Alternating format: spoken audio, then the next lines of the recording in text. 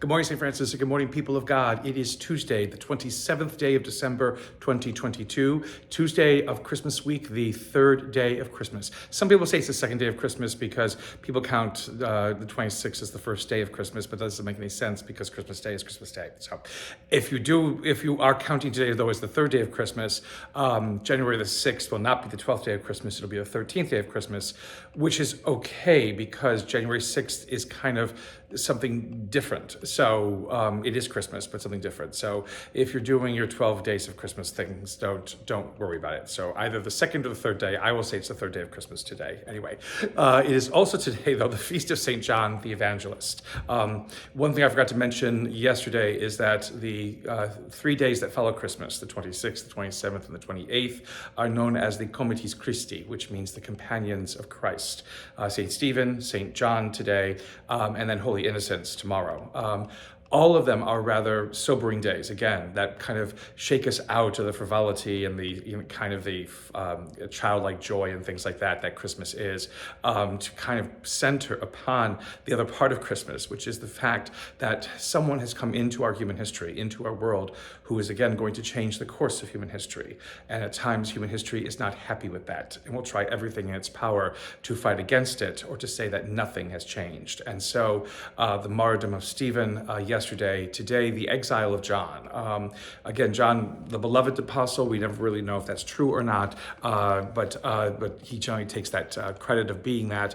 A relative of Christ, some will say it's all kind of very murky. The youngest of the apostles is also part of also the tradition itself. John does seem to live longer than the other apostles and writes later into that first century, into the 100s even. So there is a longevity to John's life, which makes it perhaps seem as though he was a little bit younger than the rest of the apostles.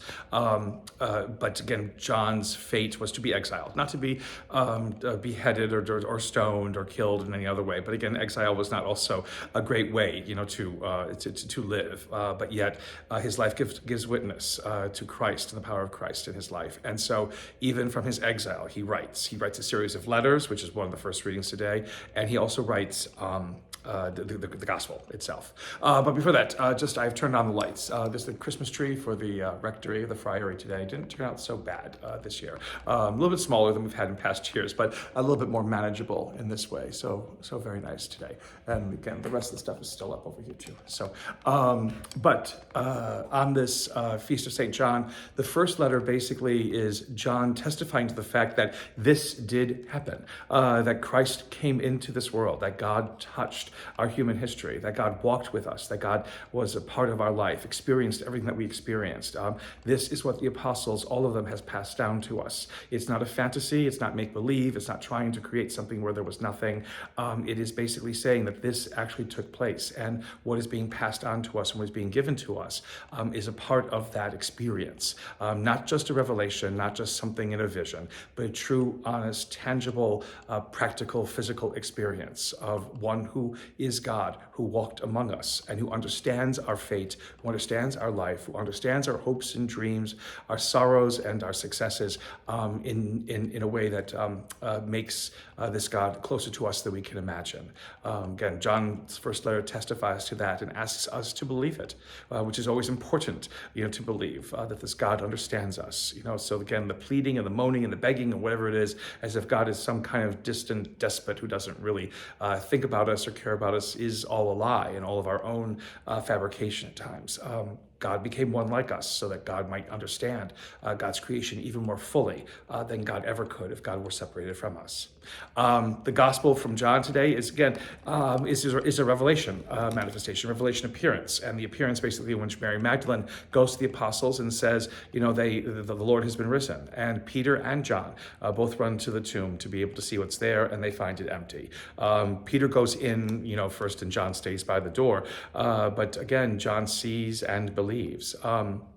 And it is the sense in which, again, the witness of resurrection is what the apostles are chosen for, to be able to be those witnesses. And again, Mary Magdalene and the other women always being the first of those witnesses.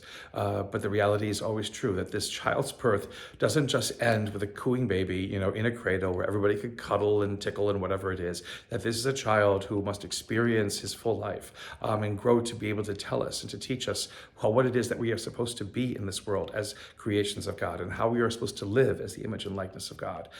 Yes, it leads to death. Yes, it leads to suffering. But more so than that, it leads to resurrection. It leads to life that is transformed forever.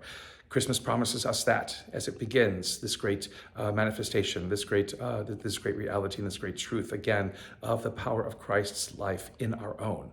It is up to us to live into that life and to allow that life to continue to shape and transform us day by day. Continue blessed Christmas, St. Francis and people of God. May the Lord give you his peace.